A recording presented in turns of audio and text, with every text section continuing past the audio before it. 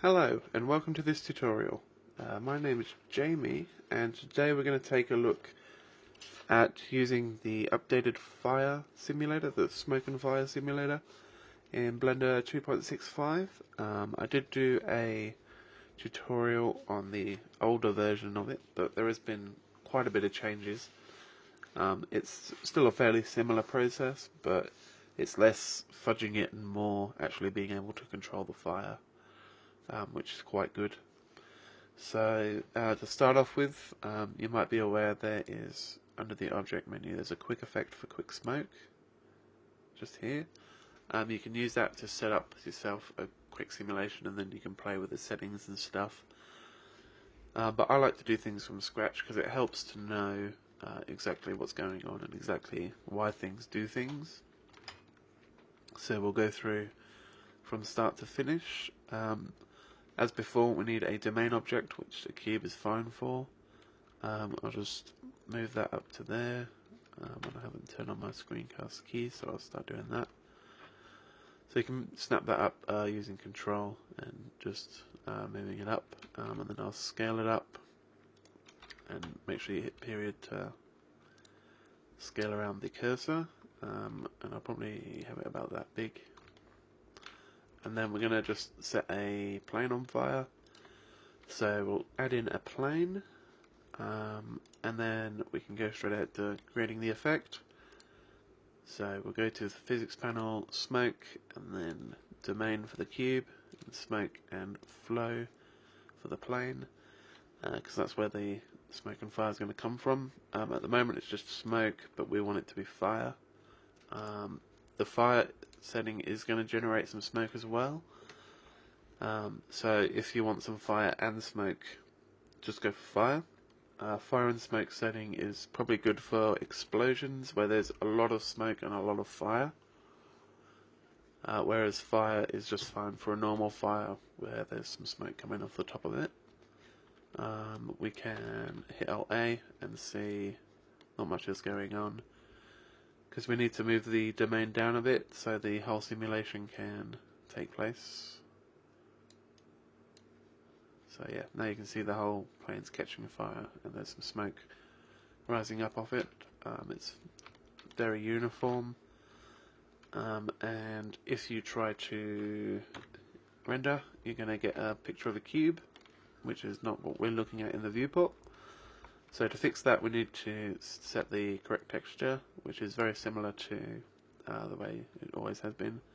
So we go into the material panel and we'll go to volume, type texture, set the density down to 0. So it's going to be controlled by the input from the voxel data. Then the domain object is a cube. The first one we'll do is the smoke. So we'll label that smoke. We want it to be these two settings here, and we can set the density of the smoke to be 1.5, so it's just a bit thicker and you can see a bit more of what's going on. And then we'll go create another one, and this is our fire texture. So same setting as before, the voxel data, and the domain object is still the cube, but this time the source is going to be flame, and we want these three boxes checked. So we've got the density, the emission, and the emission color.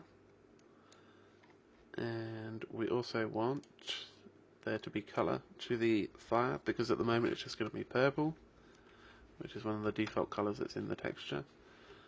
So we'll create a color ramp. We'll add in 2 more lines, and so we'll select the end one.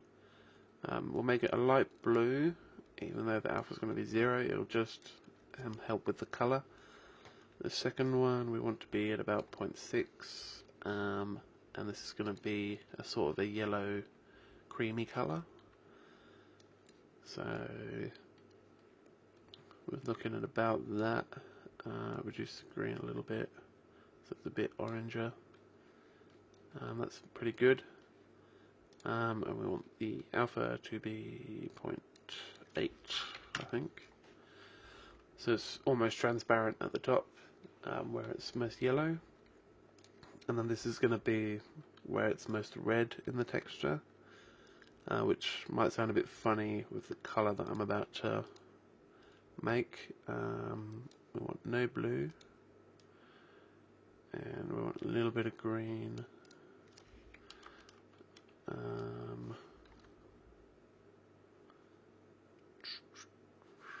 0.03. So I think the value that I was going for, and then about there. So we've got this reddish brownish colour, and I'll make the alpha 1, and this is black with an alpha of 0, which is fine. The reason why we've gone for these colours is they're sort of the muted fire colours, and we'll change some settings later so that it's really emissive, and what will happen is everything will get really bright, and once these colours brighten up, it's closer to the sort of fire that we're looking for. So we'll do a test render now so that we can actually see. We've got the fire. It's fairly dull at the moment, it's not very bright. We can fix that in a second, but the biggest issue for me right now is it's very grainy, and that's something that might come up, and it's an odd setting to fix if you haven't done this sort of thing before. It's under step size in the material panel under integration. I'm going to go for 0.05 for now. So that should smooth most things out. Yeah, so it's quite smooth now. It looks like there's a bit of a flame or something going on top of there. To make it brighter, we will change the emission to 5 here. So that's made it a bit brighter.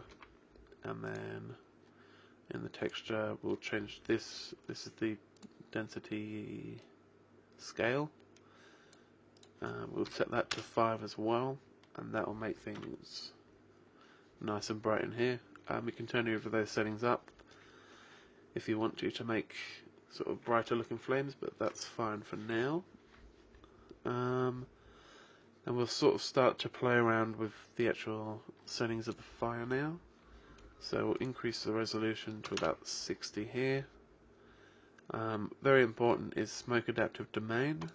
Turn that on. And that makes everything a lot easier on your computer. It only is going to simulate within sort of where it needs to simulate. As you see, because there's only fire and smoke down here now, this box here is showing you that's the adaptive domain. So it's only simulating what's within that box rather than what's in this giant box, which is a lot faster for your computer, especially as it starts going, so you can get to some sort of flame nice and quickly. So we've got that. So we've turned the divisions up, and you see it's gone a bit grainy again, so we'll have to reduce the step size a bit. We'll turn up the vorticity a little bit to 3, and we'll turn on smoke high resolution as well. I'll leave it on wavelet for now because it's a lot faster, but FFT, the other option, is a lot nicer, I suppose, but it's very slow to generate the flame effect with it. So I'll just let this generate for a few more seconds, and then we'll make the flames look really good. So at this point the flames sort of looking like there's something going on,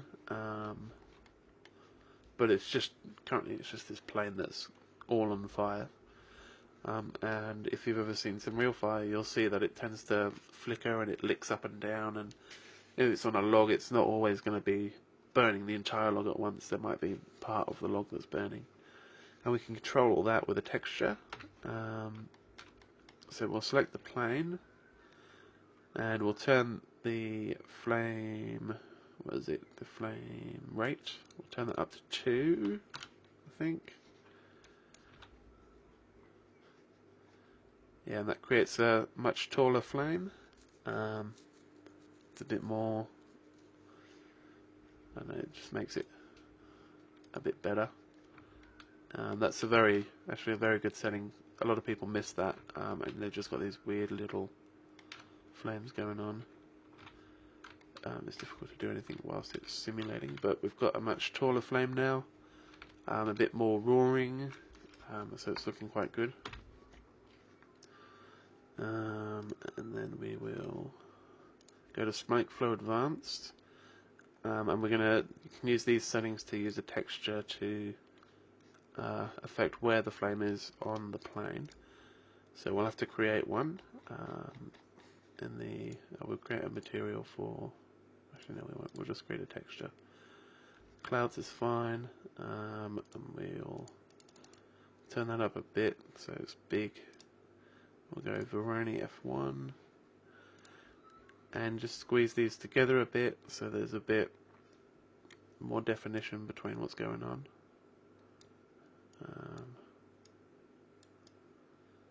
Yeah, that's probably about good there. So then we go back to the Physics tab and we can select that texture there. And that will be, if we hit Alt A, you'll see that this just told the flame to generate here. So I think where it's white there will be flames, and where it's black there won't be flames, or it might be vice versa. But either way, it's telling that there's only going to be flame there, which, you know, is useful control if you want specific things to be just on fire. But the way we can get some good looking flames is to animate the offset. So we'll insert a keyframe here, and I'll insert a keyframe here for value of say 2, and then that will basically slide the texture around.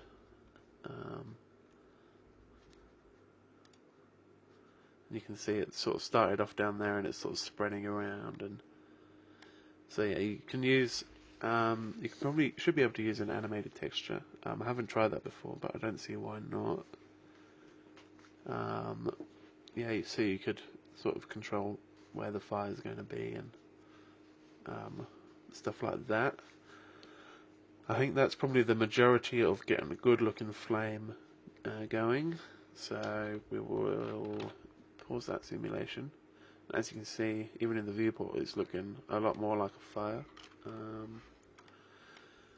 Always make sure you've got a lamp, otherwise you're not going to see any of the smoke or anything. And we'll also turn the background to black, just for the sake of rendering.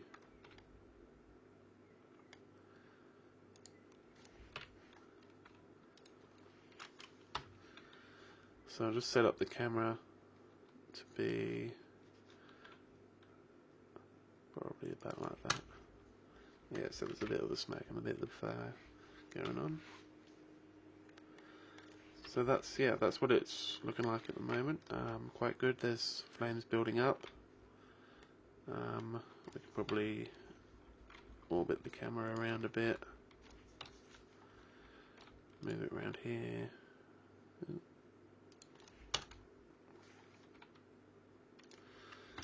And get a slightly better view of. So there's flames roaring up from there.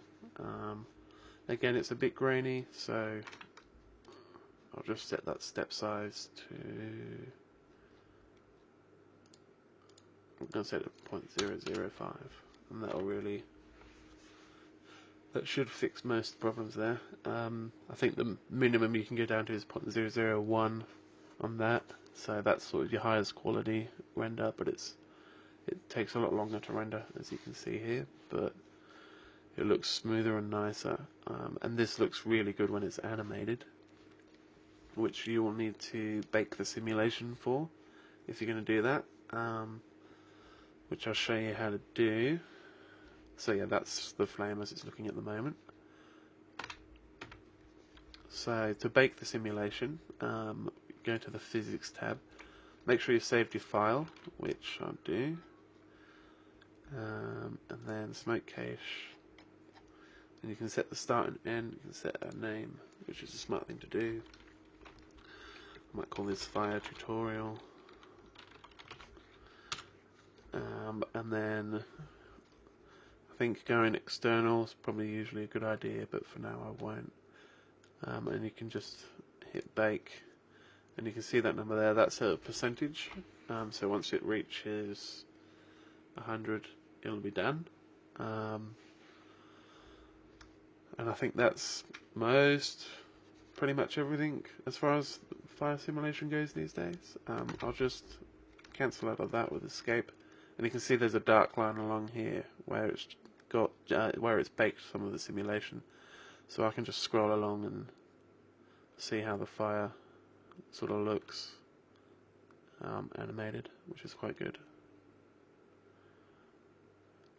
And then when it comes to rendering, make sure you set yourself to be an AVI. I'll probably just go for Xvid, just because it's good quality. Set yourself an output. I'd probably render at 720p, and then hit animation, and it will render through a bunch of frames.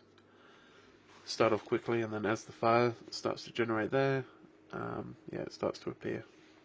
So that's quite cool. Let me know if you have any questions or comments about fire in Blender. After you've baked, you can hit free bake, so you can bake again. You can create new bakes here and name them.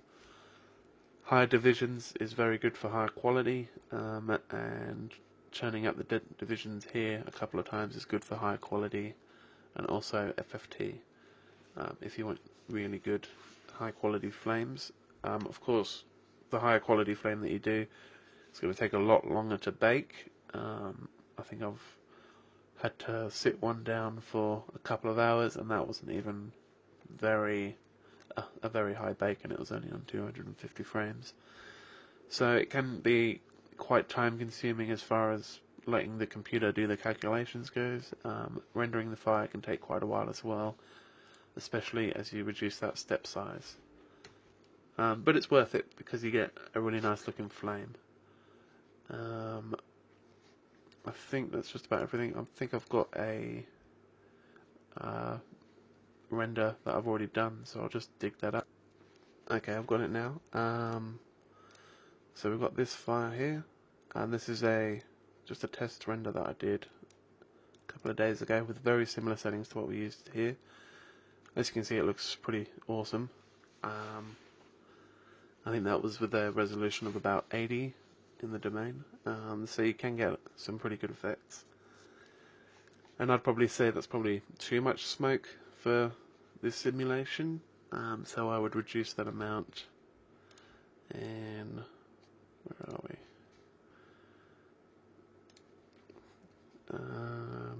In smoke flames, you can reduce the amount of smoke here. So I'd probably reduce that down to about 0.2 from that video. Yeah, I'd reduce that by quite a lot, just so there's a little bit of smoke coming off the top of the flames. So hopefully you've learned a bit about, getting some cool looking flames going on. And please subscribe to my channel. I know it's been a little while since I've done a video. I've had a lot going on, so hopefully I'm sort of back. Got some plans for some more videos. I've got a Facebook page and stuff, and Twitter, so go follow and like me there. I'll post updates as to what's going on, and I've got a few plans for some video series, so I just wanted to get back into things. And yeah, so leave any comments or stuff like that if you like, and I will see you next time.